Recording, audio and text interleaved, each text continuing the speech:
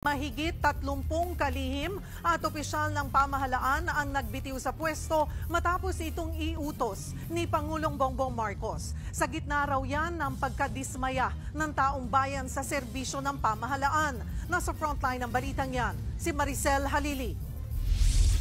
The honorable members of the cabinet. Teka, may laman pa ba yung kabinete ko? Who am I addressing now? Nagawa pang magbiro ni Pangulong Bongbong Marcos sa kanyang talumpati kanina sa Malacanang. Kasunod yan ang seryosong utos niya. Magsumite ng courtesy resignation ang lahat ng cabinet secretaries, heads ng agencies, presidential advisors at assistants. Sabi ng Pangulo, hindi ito business as usual. Panahon na raw para i-realign ang gobyerno sa inaasahan ng publiko mula sa kanila. Nauna na yang sinabi ni PBBM sa kanyang podcast kamakailan. Disappointed ang tao sa serbisyo ng gobyerno. Dapat nga talaga maging mas mabagsik talaga. Kasunod ng utos ng Pangulo, agad-agad nag-resign ang karamihan sa mga kalihim. As his people who he has handpicked to help him, we are duty-bound to follow that. We all serve at the pleasure of the President, and it is a privilege to serve our nation. We give him the full trust and confidence, so the same way he gives it to us. We just follow the leader. And lahat kami dapat mag-comply dyan. Mahigit 30 cabinet secretaries, presidential advisors at iba pang opisyal ng gobyerno ang nagsumite ng courtesy resignation. May ilan pang hindi nagre-resign. Sa mga nagbitiw, ang Pangulo na ang bahalang mamili kung sino ang mananatili at kung sino ang maaalis. Giit ng palasyo.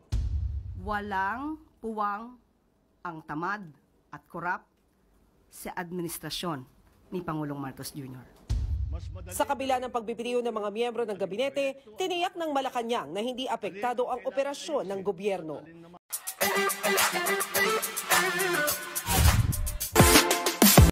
Cabinet officials ang namumuro daw na masibak sa tinaguriang bold reset ni PBBM. Ang detalye sa agenda report ni Zandro Ochona. Matapos ang panawagan ng courtesy resignation, palaisipan ngayon kung sino sa mga miyembro ng gabinete ang mananatili sa pwesto at sino ang masisibak.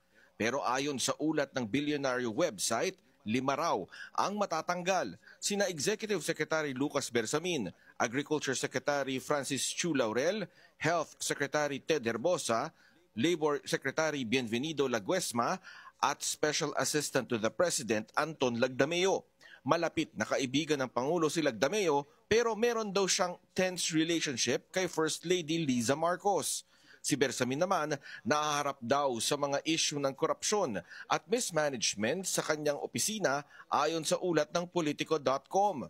Nauna na ring sinabi ng mga political analyst na posibleng naging pangunahing dahilan kung bakit nanalo ang ilang mga hindi inaasahang mga kandidato sa pagkasenador ay dahil sa issue ng kalusugan, pagkain at trabaho. Hindi pa matukoy kung ito nga ang dahilan kung bakit posibleng mapasama sa masisibak sina Chu Laurel, Herbosa at Laguesma. Para sa agenda, Zandro Ochona, Bilyonaryo News Channel.